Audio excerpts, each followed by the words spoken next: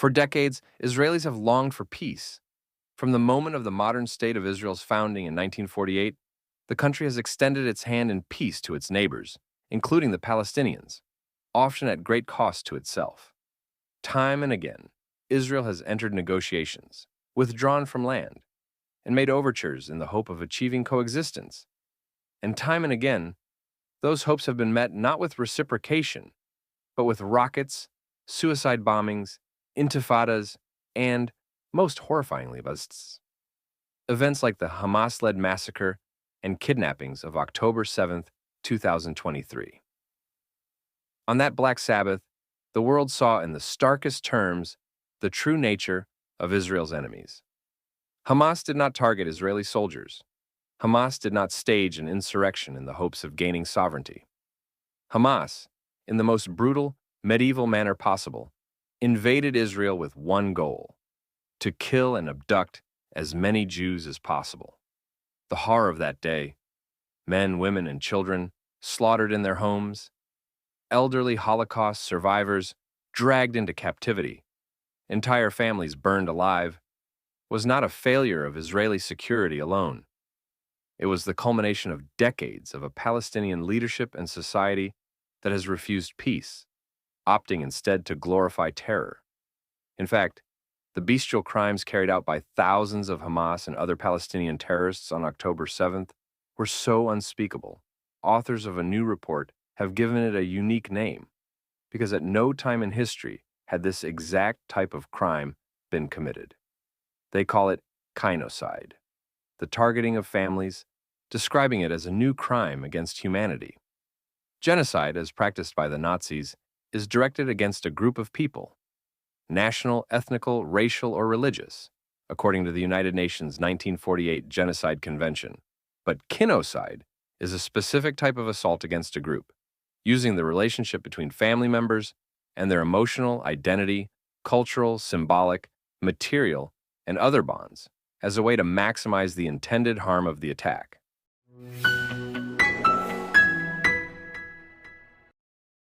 The myth that both sides want peace.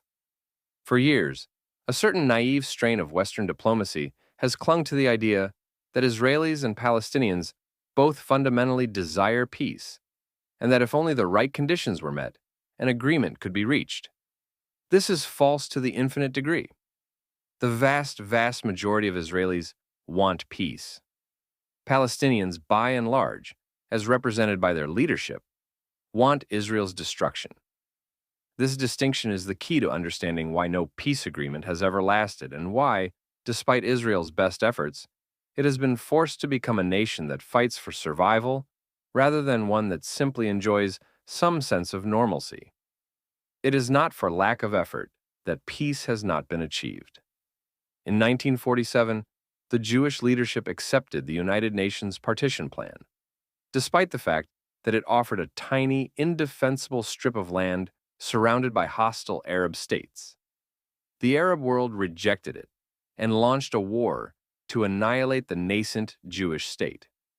Turns out, for those who care not just about feelings, but also facts, Israel has offered the Palestinians a state on at least 6 occasions, including in 1937, the Peel Commission, in 1947, the UN Partition Plan for Palestine, in 1967, the end of the Six-Day War, in 2000, Camp David Summit, in 2005, Israel's unilateral pullout from Gaza, and, in 2008, an improved version of 1990's Oslo Accords.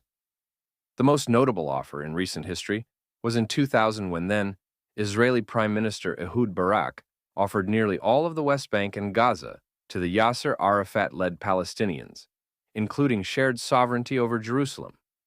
Arafat responded not with counteroffers, but with the Second Intifada, a wave of suicide bombings that killed over 1,000, mostly civilian Israelis.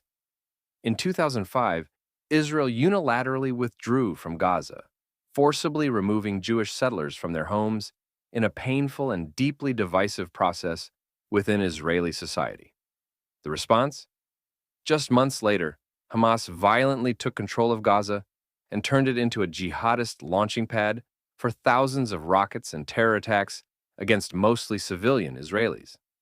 At every turn, Israel has sought to find some compromise, some agreement that would allow it to live in peace.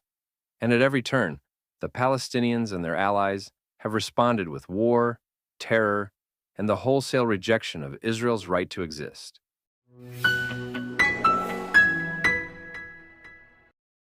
After October 7th, something changed in the Israeli psyche.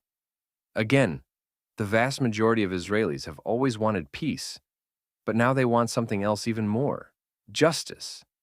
Justice for the families who were slaughtered in their homes, justice for the young women raped and paraded through the streets of Gaza like trophies, justice for the children whose bodies were found bound and executed, justice for the hostages who remain in Gaza's tunnels, likely subjected to horrors beyond imagination, justice for the Israelis who have spent their lives building a nation out of the desert, only to be told by the world that they are somehow the aggressors in this conflict. For too long, the world has treated Israeli suffering as an afterthought. International bodies rush to condemn Israeli airstrikes, but remain silent about Hamas's war crimes. Human rights organizations scrutinize Israeli self-defense measures, but refuse to hold Palestinians accountable for decades of incitement and terrorism. The United Nations, a body ostensibly devoted to global peace, provides platform after platform for those who openly call for Israel's destruction.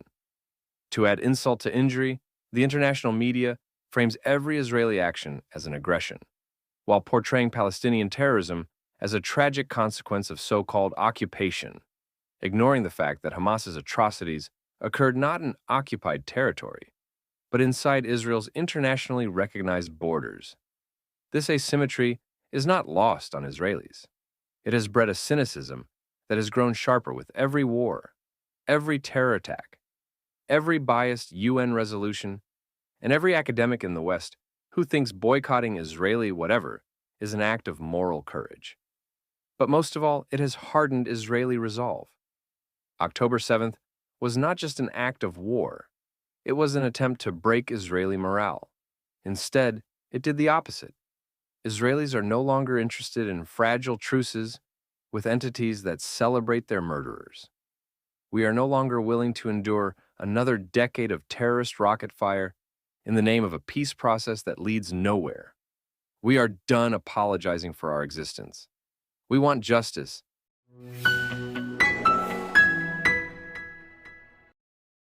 A reckoning for the Palestinian leadership and their enablers. If the world genuinely seeks peace in the region, it must abandon the failed paradigm that treats Israel and its enemies as moral equals. There can be no peace while Hamas exists. There can be no peace while the Palestinian leadership educates its children to hate Jews, glorifies terrorism, and funds murderers with international aid money, that is, their official pay-to-slay policies. There can be no peace as long as Western governments, NGOs, and media outlets continue to treat Palestinian violence as somehow justified, while holding Israel to stupid standards of restraint. It is time for a reckoning. The international community must decide whether it truly supports peace or whether it merely enjoys scolding Israel while turning a blind eye to the horrors committed against our people. If peace is truly the goal, then justice must come first. Hamas must be dismantled. The Palestinian Authority must be held accountable for decades of corruption and incitement. The Arab world, which has made promising steps toward normalization with Israel, must decide whether it will continue coddling Palestinian rejectionism or finally demand real reform. Israelis are prepared to live in peace with anyone who truly seeks it. The Abraham Accords, which saw Israel establish diplomatic relations with the United Arab Emirates, Bahrain, Morocco, and Sudan, prove that Israel is not the problem in the region. Oh, and we also have long-standing peace agreements with Egypt and Jordan. The problem is those who refuse to accept a Jewish state in any borders. Israel cannot negotiate with those who see every Israeli child as a target, who chant "From the river to the sea" as an anthem of annihilation, and who view peace agreements not as settlements, but as temporary strategies on the path to Israel's destruction.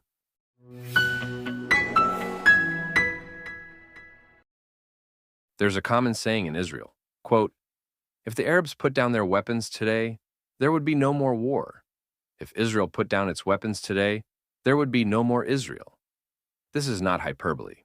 It is the grim reality that Israelis understand all too well. Peace is not achieved through wishful thinking. It is achieved when evil is confronted and defeated. The world may call for a ceasefire, but Israelis know that a ceasefire without justice is simply a pause before the next iteration of barbaric terrorism. The world may demand negotiations, but Israelis know that negotiations with those who celebrate October 7th as so-called resistance are futile. The world may urge both sides to come together, but Israelis know that only one side, Israel, has ever truly sought peace, while the other has exclusively sought Jewish blood. Justice is not revenge. Justice is ensuring that those who commit atrocities cannot do so again. Justice is holding accountable the enablers of terrorism, whether they be Hamas leaders in Qatar, Iranian backers in Tehran, or Western activists who excuse mass murder in the name of quote-unquote resistance. Justice is ensuring that no Israeli child ever has to grow up in a country where a neighbor across the border is plotting their slaughter. October 7th was a wake-up call. Israelis will not forget, and we will not forgive. If the world truly cares about peace, then it must first care about justice. Until then, Israel will do what it has always done: defend itself, unapologetically, against those who seek our destruction.